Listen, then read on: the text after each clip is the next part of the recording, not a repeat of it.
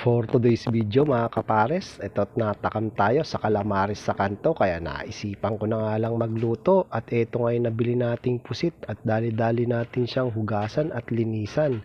Syempre unang-una ay linisan natin yan at alisin natin yung kanyang mga balat. At kapag natapos na nating malinisan yan ay ganito nga at hiwa-hiwain natin yan ng maliit para dumami. Kapag ganito ang luto sa pusit ay talagang masarap siyang papakin. At shoutout nga pala sa ating mga followers dyan, nagsishare po ng aming mga video. Maraming salamat po. At matapos nga nating mahiwa-hiwa yan lahat ay dito naman ay maglalagay naman tayo ng gatas. Pwede nga rin tayong gumamit ng powdered milk. At syempre pampalambot yan mga kapares para hindi siya kumunat. Tapos naglagay na nga ako ng harina, cornstarch, pati garlic powder, pati onion powder, tapos sinamahan ko ng pamintang durog. Naglagay din tayo dyan ng kaunting asin at saka naman natin yan halu-haluin ng ganyan. At after 30 minutes naman ng pagbabad natin sa gatas ay ito nga hugasan ulit natin at matapos nating mahugasan ay lagay naman natin yung isang pirasong itlog.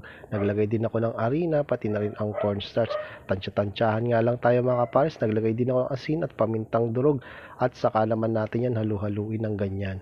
At kapag ganito na mga kapares ay yung inihanda ng ating powder kanina ay ito na nga po, ilalagay na rin natin yan. Sausaw lang tayo ng sausaw tapos ilalagay natin dyan sa malinis na plato at pagkatapos nito mga kapares ay pwede na natin itong lutuin. Kaya sa katamtamang init ng mantika ay dito na nga natin ilagay isa-isa. Syempre napakabilis nga lang nitong lutuin mga kapares. At syempre nakakatakam din yan lalo na't hahanguin na natin. Kaya shoutout po sa mga mahilig din kumain ng calamares. Syempre ano pang hinihintay natin mga kapares? Tikman na natin.